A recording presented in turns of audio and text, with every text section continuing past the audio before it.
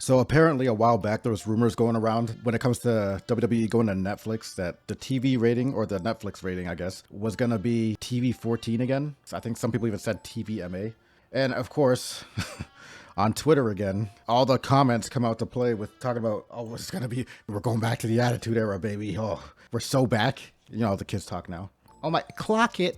Oh my God, Drew McIntyre is going to be crashing out or whatever. Anyways, I found this whole situation funny because recently somebody from WWE actually debunked this. I think it was Nick Khan saying like basically nothing's going to change, which I didn't get hyped for any of this in the first place because I knew nothing was going to change. Even if I did see TV 14, which I think I did see like a graphic that I don't know if it was edited or not. And I knew like, you know, they're not going to do that. Nothing's going to change. But does anything even need to change? This is what I come to talk about today. Because let me tell you something. I don't think WWE needs a better rating. That's not what the problem is. Whenever their stories are bad or falling off, it's not because they can't do X-rated things or some shit or whatever is coming to your mind. Because even with the rating that we've had, we've seen some questionable shit, which remember when Liv Morgan was all up in Dominic's? Yeah, while we're kind of on that topic, I am so happy this shit didn't happen. Oh my God, that shit was so crit. Twitter wanted this so bad, they're calling them Jaya.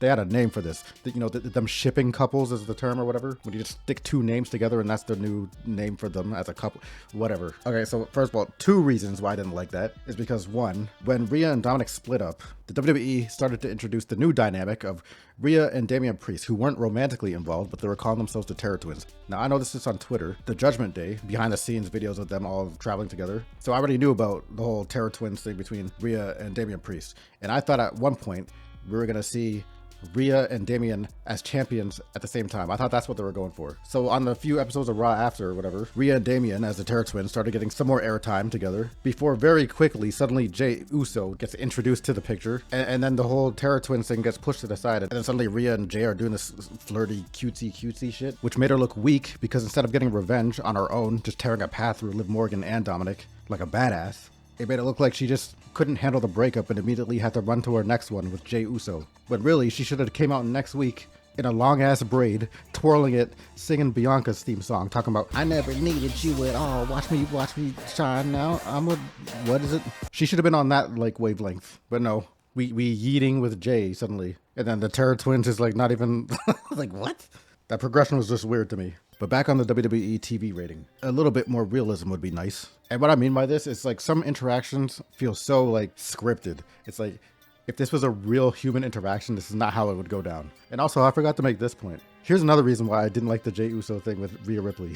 Never mind the fact that Dominic and Rhea were both engaged at the time when they were being a couple, but you can kind of tell because on screen, they never really did anything on screen. Like they never kissed. I think with Rhea and Dominic, they only kind of just hugged. I guess Rhea did lick Dominic's face one time, which arguably might be further than kissing.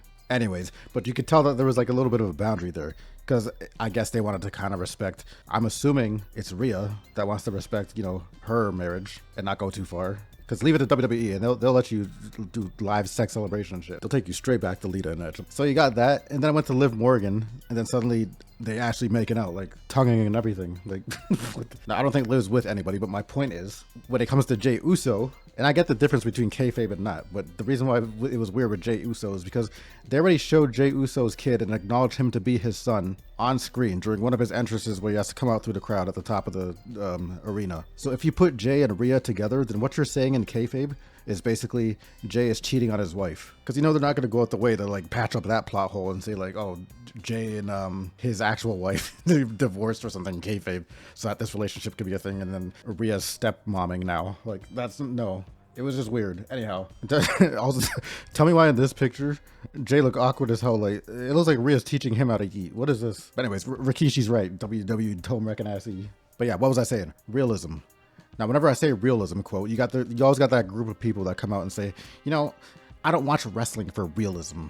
And then Alexa Bliss starts shooting like fireballs, and now suddenly they want some realism. So hear me out here.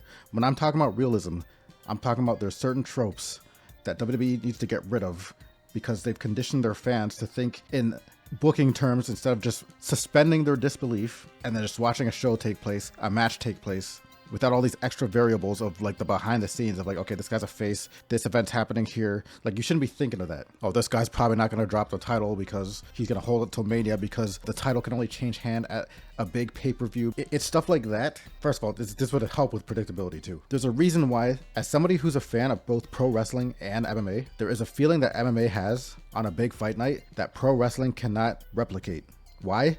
Because they're following all these tropes. In MMA or UFC, whatever, you were on the edge of your seat. You didn't know what was going to happen. But in WWE, the equivalent of that is like, okay, either the babyface wins clean, or if the heel wins, it's because somebody interfered, or like you never get the satisfaction of this guy who is a big deal and is a babyface just got fucked because the bad guy was just better. Like, if there's nothing else, if there's one message I got for you in life, people need to hear this, and WWE should implement this into their storytelling.